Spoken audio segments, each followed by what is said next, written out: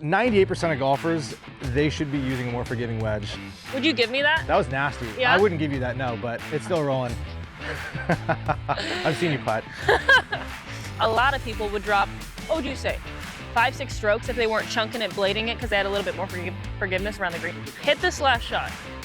Do something good. I don't think you can tell a difference. No, nobody cares what you have in your bag. You got to do what's right for your game and shooting lower scores. And I think a lot of people would drop, what would you say, 5-6 strokes if they weren't chunking it, blading it, because they had a little bit more forgiveness around the green.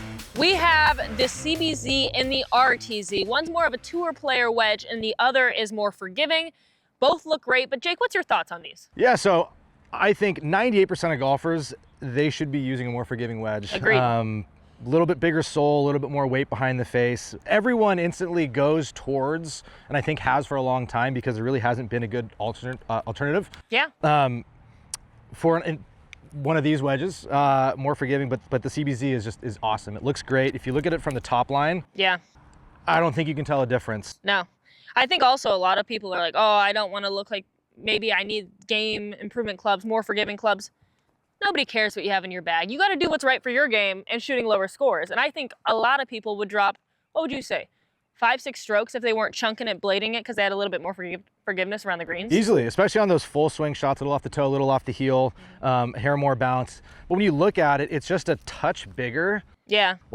But like slightly. Barely, Yeah. but that makes a huge difference. Like going from the RTZ to the CBZ. Yeah. 100%, I think everyone would benefit quite a bit. Agreed. Let's hit some shots. We're in California, I live in Florida, so I want something a little bit more forgiving, so. Yeah, this is terrifying. It's This tight. is a tight lie. Tight, compact.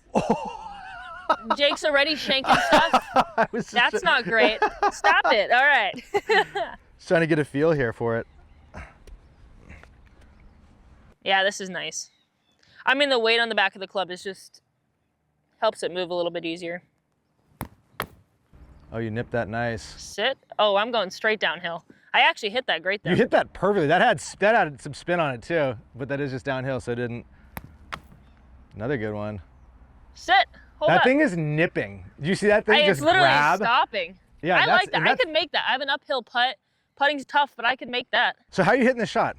I mean, really, I'm just kind of setting up to it. You got a super tight lie, and you've got the 60. You've got the CBZ here. Yeah, I mean, and honestly, chipping's not my forte, right? I'll be the first to admit it, but I'm always working on it. So, I mean, keeping my weight on my left side, keeping it compact, kind of just keeping my arms together, and just having this thing graze the grass.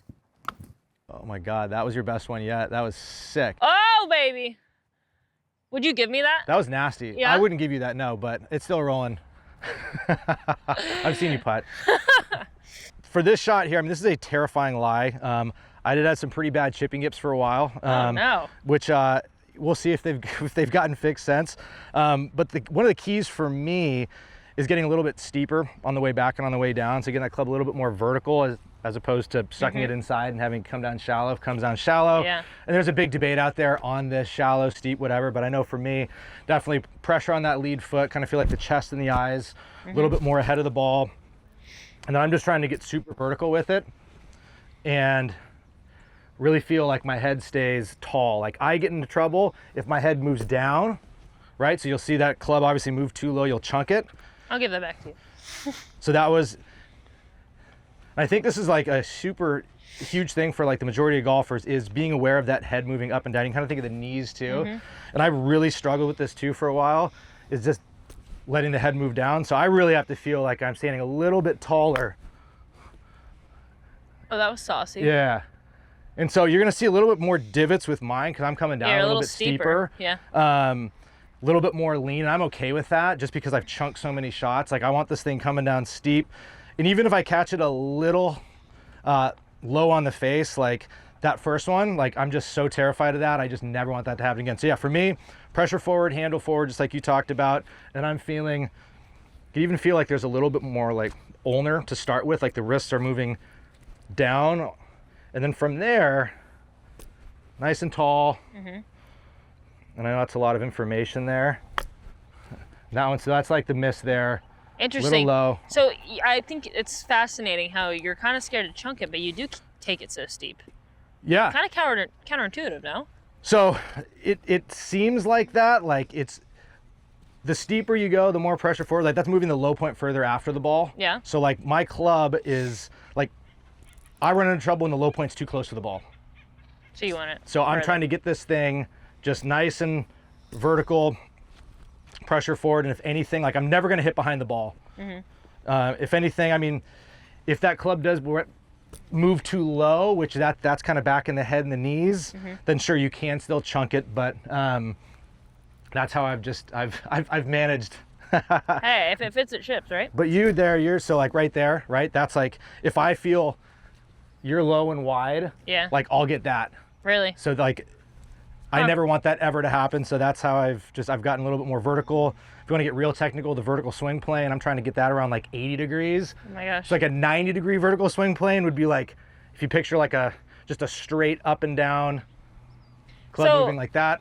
I hope and pray he's very technical. Like I literally set up, I'm like, wow, I really hope this goes. Yours like an 80-degree swing plane. I'm like, yeah, no. Yeah, well, when you're teaching, right, you'd have to be able to know what you're looking at for the students. For sure. And like that also definitely creeps into my own game too. And like there's that stuff helps teach, definitely doesn't help play. If you're out there playing, thinking about that, like you have to be a field player at that point. 100%. I think every good golfer Hit is a this field last player. shot. Do something good. Do something good. All right. Feet close together, pressure forward. I'm gonna put this a little closer to my front foot, see if I can just kind of nip this one.